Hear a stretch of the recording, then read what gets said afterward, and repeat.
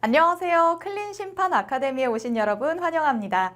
이번 시간에는 계측형 종목에 따른 경기 특성 및 정오심 사례를 살펴보겠습니다.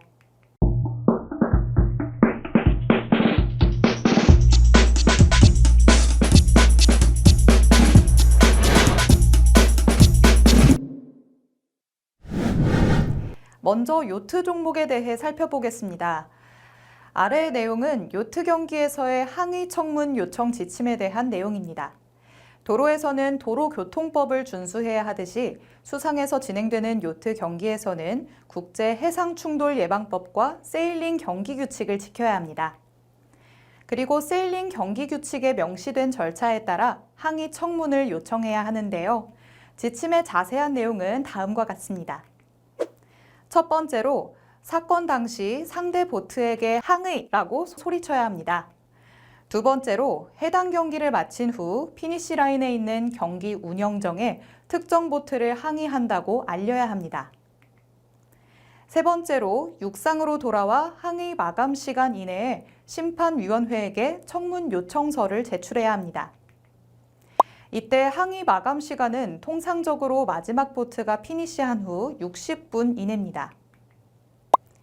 또한 심판위원회는 5명으로 구성되며 해당 위원들은 선수의 부모나 코치 등 이해 당사자가 아니어야 합니다. 이어서 요트 경기의 심판 판정의 특징에 대해 알아보겠습니다. 요트 경기에서의 심판 판정은 법정 드라마에서 등장하는 재판 절차와 유사합니다. 고소인, 피고소인, 증인 신청 등이 그 예인데요.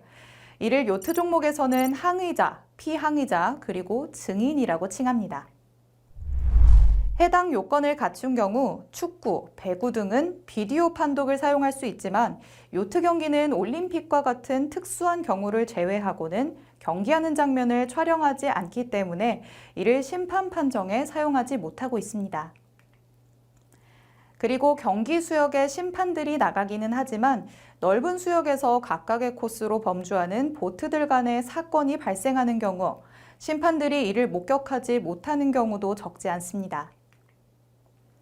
따라서 항의자, 즉 구제 요청자와 피항의자, 증인의 진술을 근거로 판결해야 하는 경우가 많습니다. 증거 가치가 높은 객관적 증거가 있다면 사건의 해결은 쉬워지겠지만 그렇지 않을 경우 항의 청문을 하는 동안에 항의자와 피항의자 그리고 증인의 진술 증거를 바탕으로 판명된 사실을 작성하므로 이를 위해서는 몇 가지 주의사항을 숙지해야 합니다. 그 신빙성 판단의 기준은 진술의 일관성, 심판의 경험치, 그리고 객관적 증거와의 일치 여부입니다. 따라서 청문을 진행하는 동안 주의 깊게 살펴보아야 하는 것은 다음과 같습니다. 첫 번째, 진술이 구체적인가? 두 번째, 일관성이 있는가? 세 번째, 사건에 대한 설명이 자연스러운가? 네 번째, 객관적 증거가 있다면 그 진술이 객관적 증거에 부합하는가? 다섯 번째, 사건 당시 보인 행동이 경험칙상 자연스러운가 혹은 이례적인가입니다. 활용 가능한 기법으로는 초반에 했던 질문을 시차를 두고 다시 하기, 같은 사건을 다른 각도에서 질문하기 등이 있습니다. 이어서 요트 종목의 오심 사례에 대해 알아보겠습니다. 이는 1968년 영국 내 요트 경기 중 발생한 사건입니다. 경기 상황은 다음과 같습니다. 보트 A가 코스를 범주하던 중 육지와 가까운 지점에서 전복되면서 마스트가 수면 아래의 진흙에 박히게 되었습니다. 마침 근처를 범주하다가 이를 발견한 보트 B가 다가가서 도움을 주겠다고 했습니다. 보트 A는 보트 B의 도움을 받아들였고 보트 B는 물에 빠져있던 보트 A의 승정원 2명을 자신의 보트로 구조했습니다. 그리고 몇 분 동안 진흙에 박혀있는 보트 A의 마스트를 빼내 전복된 보트 A를 바로 세우고 구조했던 2명의 승정원을 보트 A에 옮겨 태워준 다음 원래의 코스로 돌아가 경기를 마쳤습니다. 보트 A는 경기를 마친 후 그 경기를 리타이어하였고 보트 B는 그날의 경기를 마치고 육상으로 돌아온 다음 항의 청문 마감 시간 이내에 위험에 처한 다른 사람 돕기라는 규칙에 따라 구제를 요청했습니다. 하지만 심판위원회는 이를 거절했습니다. 이 사건에 대해 심판위원회는 판정을 내리는 데 있어서 몇 가지 요소를 고려했습니다. 첫 번째로 보트 A의 선장이 경험이 풍부한 요트 선수라는 것입니다. 두 번째로는 파도는 잔잔했고 미풍이 불었기 때문에 위험한 상황이 아니었다는 겁니다. 세 번째로 밀물이 들어오고 있는 상황이라 진흙에 박힌 마스트가 몇 분 이내에 저절로 빠질 수 있는 상황이었으며, 네 번째로는 보트 A는 보트 B에게 도움을 요청하지 않았고 보트 B가 스스로 판단해서 보트 A에게 도움을 제공했다는 겁니다. 앞선 심판의 판정에 불복한 보트 B는 심판위원회의 판결을 받은 후 24시간 이내에 청문회 재개를 요청했습니다. 세일링 경기 규칙의 첫 번째 조항은 안전이며 특히 1조 1항이 위험에 처한 다른 사람 돕기입니다. 그 내용은 배나 선수는 위험에 빠진 어떤 종류의 배나 사람이든지 최선을 다하여 도와주어야 한다입니다. 그렇기 때문에 경기 도중 보트가 위험에 처했을 가능성이 있을 때 도움을 주는 다른 보트는 비록 해당 보트가 도움을 요청하지 않았거나 나중에 위험이 없다는 것이 밝혀졌더라도 보상을 받을 자격이 있습니다. 당시 심판위원회는 이 사실을 간과한 겁니다. 청문회 재개를 요청받은 심판위원회는 이를 심의해서 아래와 같이 판단했습니다. 위험에 처한 다른 사람을 도울 수 있는 위치에 있는 보트는 규칙 1조 1항, 위험에 처한 다른 사람 돕기에 따라 그렇게 해야 한다는 겁니다. 즉, 심판위원회의 자의적 해석과 판단으로 사건 당시 보트 A에게 아무런 위험이 없었고 도움을 요청하지 않았기 때문에 그 도움에 대한 보상을 받지 못한다고 결정한 것은 적절하지 않다는 겁니다. 세일링 규칙 1조 1항, 위험에 처한 사람 돕기가 기본 규칙임에도 불구하고 심판위원회의 자의적인 해석으로 합당한 구조 행위를 취한 보트가 적절한 보상을 받지 못하는 사례가 생긴다면 이는 광활한 수면에서 행해지는 요트 경기에 있어서 대단히 위험한 사례가 될 수도 있습니다. 이에 대한 적절한 구제가 이루어지지 않은 것은 명백한 오판이므로 청문회 재개를 통해 이를 바로잡은 좋은 사례라고 할 수 있습니다. 앞선 사례에 대한 시사점입니다.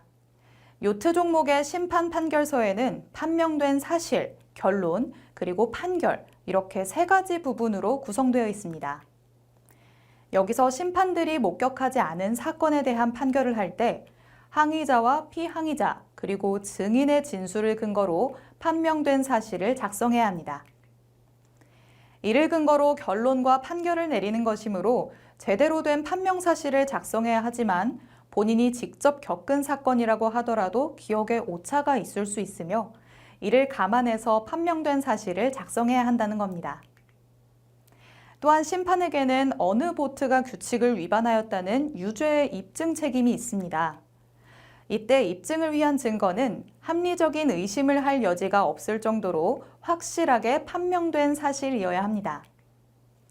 따라서 진술 증거만으로 죄의 유무를 판단하여야 하는 경우라면 그 진술 증거에 대한 신빙성 판단 여부에 따라 어느 한쪽의 진술은 통째로 그 증거 가치를 이룰 수도 있습니다. 증거 가치가 높은 객관적 증거가 있다면 사건의 해결은 쉬워지겠지만 그렇지 않을 경우 항의 청문을 하는 동안 항의자와 피항의자 그리고 증인의 진술 증거를 바탕으로 판명된 사실을 작성해야 합니다. 이를 위해서는 몇 가지 기법이 필요합니다. 먼저 신빙성 판단의 기준은 진술의 일관성과 심판의 경험치 그리고 객관적 증거의 일치 여부입니다. 따라서 청문을 진행하는 동안 주의 깊게 살펴봐야 하는 것으로는 다음과 같습니다. 첫째, 진술이 구체적인가? 둘째, 일관성이 있는가? 셋째, 사건에 대한 설명이 자연스러운가? 넷째, 객관적 증거가 있다면 그 진술이 객관적 증거에 부합하는가? 다섯째, 사건 당시 보인 행동이 경험칙상 자연스러운가 또는 이례적인가입니다. 그 기법으로는 초반에 했던 질문을 시차를 두고 다시 하기, 같은 사건을 다른 각도에서 질문하기 등이 있습니다.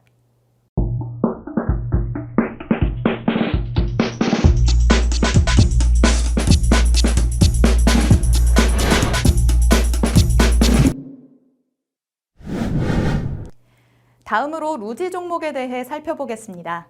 먼저 경기 특성에 대한 내용입니다. 첫 번째로 썰매 종목인 루지는 엄청나게 빠른 속도로 기네스북에 등재되어 있기도 합니다. 최고 순간 속도가 시속 154km이며 평균 속도도 시속 140km에 달합니다. 두 번째로 루지는 타이 기록이 나오면 1000분의 1초까지 따져서 메달 주인을 가르게 됩니다. 루지도 한때는 0.01초가 최소 기록 단위였지만 1972년 더블 경기에서 공동 금메달이 나온 뒤 기준을 바꾼 바 있습니다. 루지 경기에서 심판의 역할은 다음과 같습니다. 루지는 계측형 종목으로서 선수와 썰매의 무게 및 온도가 경기 결과에 영향을 미치게 됩니다. 그렇기 때문에 루지 경기에서 해당 심판의 주요 역할은 첫 번째로 해당 종목의 규정에 맞게 선수와 썰매의 무게 및 온도가 맞는지 체크하는 겁니다. 두 번째로 경기 시작과 끝에 해당 사항을 재계측해서 중간에 부정을 막는 역할을 수행합니다. 이어서 루지 종목의 정심 사례에 대해 알아보겠습니다. 이는 2016년 1월 30일 제1회 FIL 스프린터 세계 선수권 대회에서 있었던 사례입니다. 경기 상황은 다음과 같습니다. 남자 더블 스프린트에서 우승한 독일 팀은 규정대로 경기 후 썰매 온도와 상태 그리고 무게를 점검했습니다. 하지만 출발 전 썰매 무게보다 약 100g이 더 나가게 돼서 심판진은 해당 팀의 실격을 통보했고 이에 독일 팀 감독이 재계측을 요청했습니다. 감독의 요청에 따라 썰매의 눈을 녹이고 썰매의 무게를 재측정했으나 무게는 여전히 출발 전 무게보다 100g이 넘어서 심판진은 실격 처리를 선언했습니다. 앞선 사례가 정심인 원인은 무엇일까요? 균등한 규정 앞에 누구도 예외는 없다는 사실을 보여줬기 때문입니다. 루지의 경기 규칙에 따르면 출발 전 썰매 날의 간격을 포함한 썰매의 무게와 상태의 변동은 인정되지 않습니다. 이를 적용해 실격 처리를 한 것이죠. 앞선 사례에 대한 영향은 아래와 같습니다. 먼저 탑 순위권 선수의 실격은 대회 규정 적용에 있어서 심판진의 자부심을 고취시켜줬습니다. 그리고 선수들은 심판진의 행동에 대한 신뢰를 쌓게 됐고 향후 대회에서 규정에 대한 준수가 더욱 중요함을 인식하게 됐습니다. 이는 계측형 종목 경기에서 심판의 역할이 중요하다는 걸 알려주는 계기가 되기도 했습니다. 이렇듯 공정한 경기를 위해서 계측형 종목의 심판은 주어진 역할에 충실하고 묵묵히 진행해야 합니다. 나아가 규정의 변경이 있을 때마다 지속적으로 규정을 숙지해야 하며 대회 참가에 따른 실전 감각을 유지해야 합니다. 심판의 전문성과 자신감이 무엇보다 계측 심판에 대한 신뢰도를 높이기 때문입니다. 정확한 규정을 통해 경기를 집행한다면 그것이 곧 대회 공정성과 직결돼서 선수들 그리고 해당 종목의 팬들 모두가 대회 결과를 받아들일 수 있게 만들 겁니다. 추가적으로 루지 종목에서 오심 사례가 없는 이유는 다음과 같습니다. 첫 번째로 선수의 몸무게와 썰매의 무게 계측은 선수와 코치, 심판이 함께 전자저울을 활용해서 계측합니다. 또한 동일한 저울을 선수 대기실, 출발 라인, 피니시 라인에 설치해둡니다. 두 번째로는 썰매의 온도날은 해당 대회와 경기 날씨에 맞게 표준 썰매날을 지상에서 1m 높게 설치한 후에 해당 썰매날의 온도를 게시판을 통해 공지합니다. 이를 통해 선수들이 스스로 경기 시작 전에 자신들의 썰매날 온도를 조절할 수 있도록 가이드라인을 주는 겁니다. 세 번째로 썰매날의 온도 측정 시 선수는 옆에서 확인할 수 있습니다.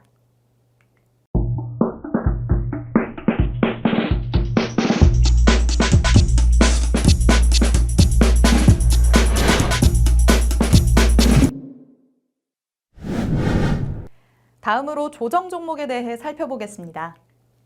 먼저 경기 특성에 대한 내용입니다.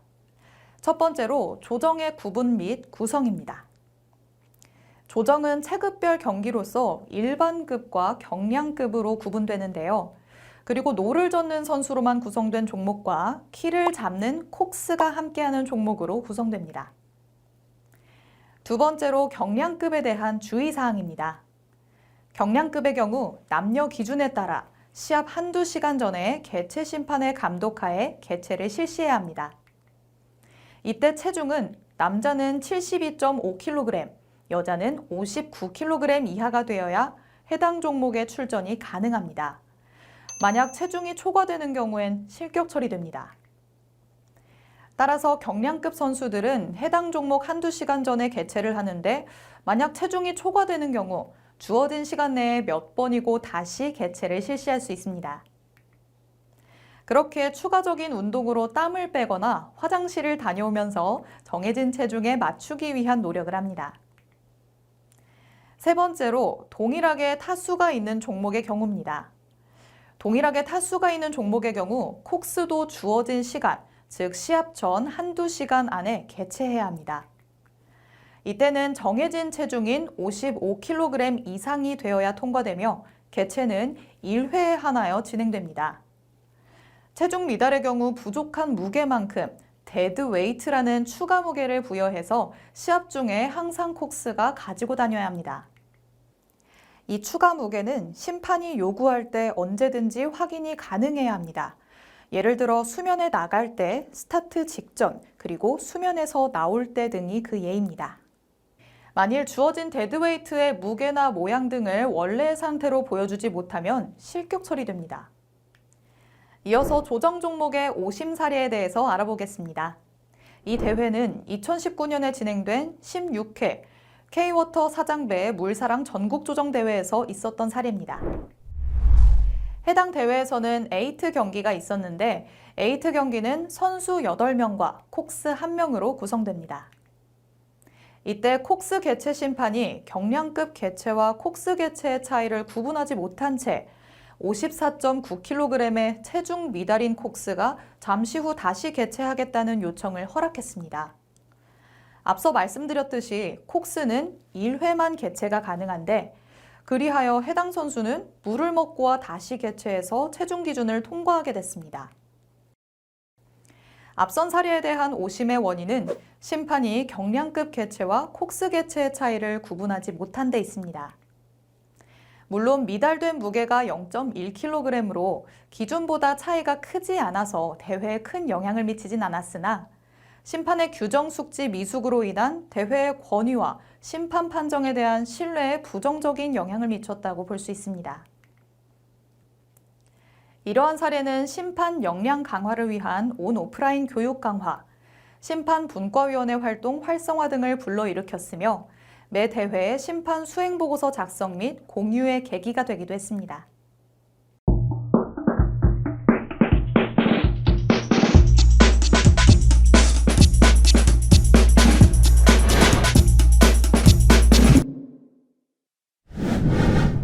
다음으로 철인 3종 종목에 대해 살펴보겠습니다. 철인 3종 경기 특성은 아래와 같습니다. 철인 3종이란 일반적으로 세 종목의 스포츠를 함께 하는 경기를 말하며 보통은 수영과 사이클, 달리기로 이루어져 있습니다. 나아가 세 가지 종목을 완주하는 시간을 경쟁하는 형태를 띠고 있으며 이 시간에는 각 종목 간의 변경 시간인 바꿈터도 포함이 되어 있습니다. 스프린트 코스는 수영 750m, 사이클 20km, 달리기 5km로 이루어져 있습니다. 경기 시작 순서는 다음과 같습니다. 경기 전 선수 등록을 마친 후 자전거를 바꿈터에 거치합니다. 그리고 선수들은 도열을 하며 선수 소개가 있기 전까지 기다립니다.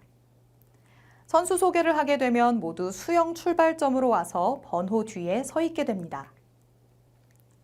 출발 심판들의 빨간 깃발들이 다 올라가면 출발 음악이 나오게 되는데 이때부터 경기 시작을 기다리게 됩니다.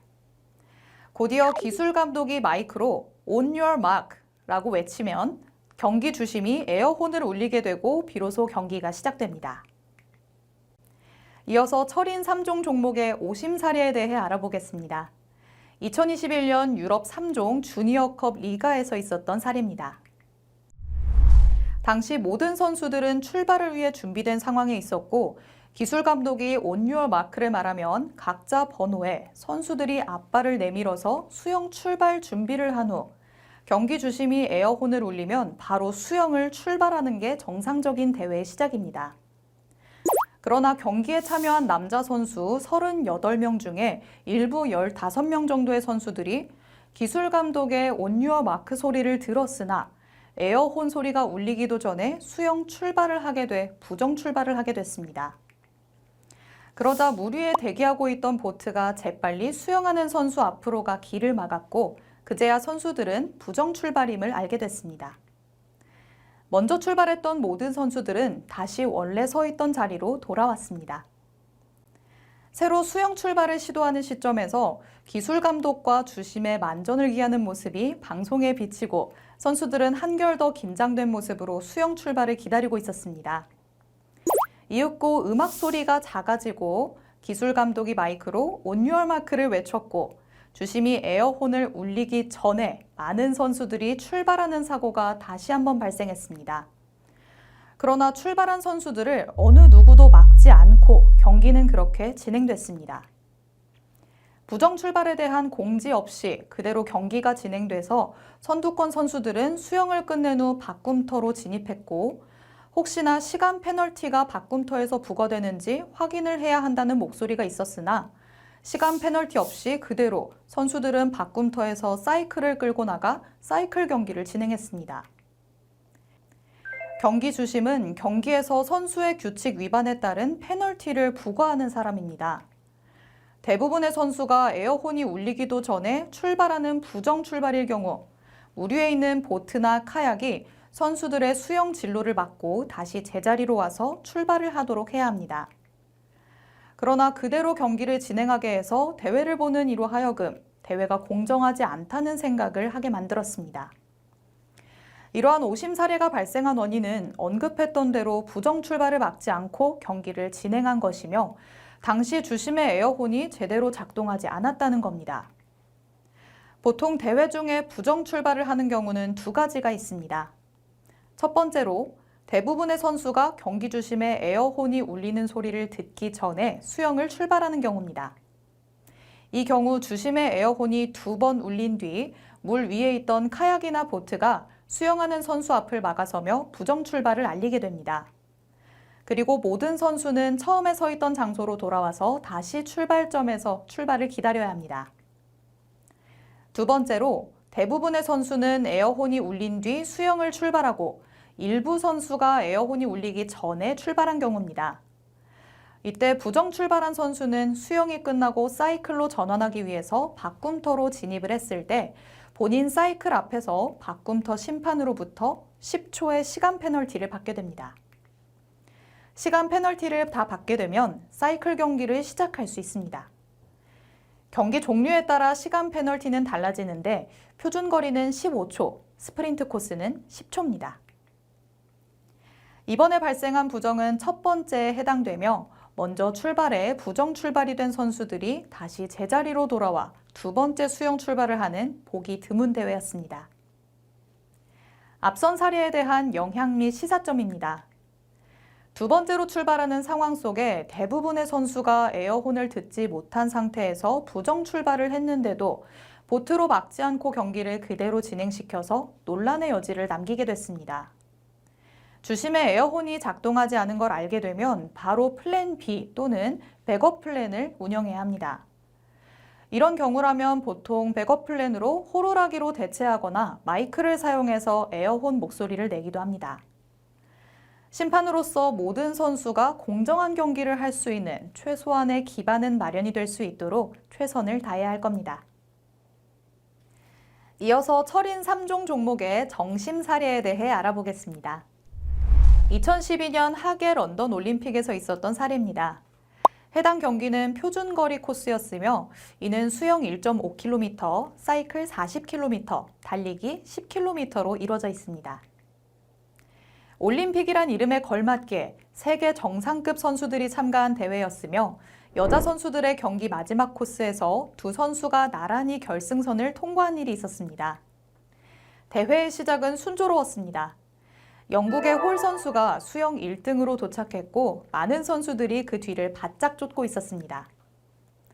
수영을 마치고 떠난 첫 번째 무리와 뒤따라 수영을 마친 두 번째 무리의 차이는 불과 90초. 조금 더 힘을 낸다면 사이클로 충분히 선두 그룹을 따라잡을 수 있는 시간이기도 했습니다. 40km라는 거리를 쉴 틈 없이 움직이자 자연스럽게 선두 그룹이 20명 이상이 됐고 사이클을 마치고 난 후 선수들은 다음 종목인 달리기를 위해 바꿈터로 진입했습니다.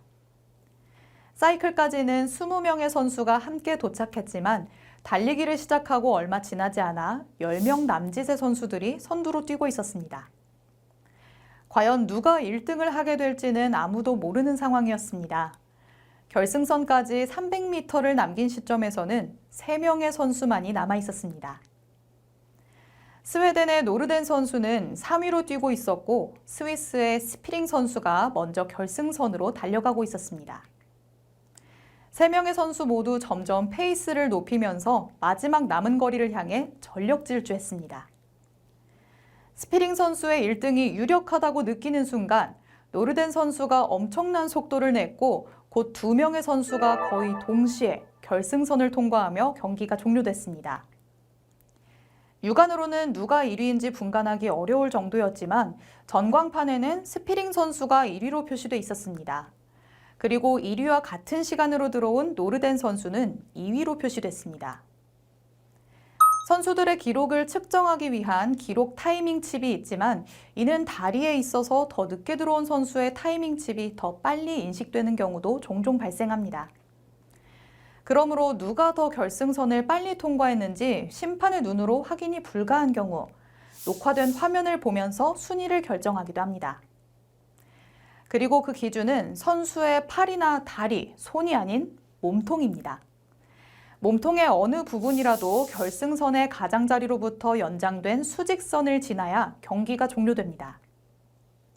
결과적으로 1위는 스위스의 스피링 선수, 2위는 스웨덴의 노르덴으로 큰 이변은 일어나지 않고 경기가 마무리됐습니다.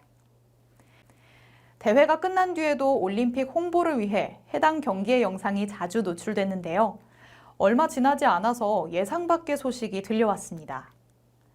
녹화된 경기 비디오 위치에 따라 2등이 1등보다 먼저 들어온 것 같다는 겁니다.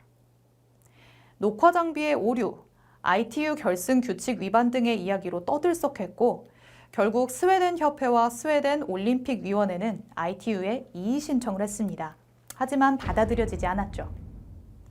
그 다음 단계로 두 기구 모두 스포츠 중재법원에 소송을 제기했습니다. 두 기구는 ITU가 규칙을 준수하지 않았으며 선을 넘었을 때 선수의 몸통 위치를 고려하지 않았다고 주장했습니다. 이에 따라 CAS 패널은 해당 경기에 대해 조사를 실시했지만 ITU가 올바르게 행동했으며 이상이 없었다고 결론지었습니다. 결국 두 선수 모두 1시간 59분 48초로 레이스를 마쳤고 경기 순위에도 변동은 없는 것으로 마무리됐습니다. 앞선 사례에 대한 시사점입니다. 결승선은 선수의 순위를 가리는 아주 중요한 위치입니다. 그리고 바로 옆에서 선수가 결승으로 들어오는 걸 보는 심판도 있습니다. 심판도 사람이라 분명 실수를 할 수 있고 사람의 눈으로 도저히 가릴 수 없는 순위도 존재합니다. 이러한 문제점을 해결하기 위해서 결승선을 기준으로 양쪽에 비디오 카메라를 거치하기도 합니다. 이때 매 대회마다 카메라가 제대로 작동하는지 또한 순위를 가릴 수 있는 적절한 위치에 있는지를 체크하는 것도 심판의 업무 중 하나입니다. 비디오 카메라가 없다면 육안으로 판정하기 어려운 상황에 대해서 오심이 나오기 마련입니다. 보는 각도에 따라 다르게 보일 수 있기 때문인데요. 이러한 실수를 하지 않기 위해서 비디오 판독을 함께 진행하는 겁니다. 특히 결승에 골이 난 시간이 동일한 다수의 선수가 있는 경우 결승선에 누가 먼저 몸통이 들어왔는지를 꼭 확인해야 합니다. 그래야 나중에 선수의 순위가 뒤바뀌는 일이 없기 때문입니다.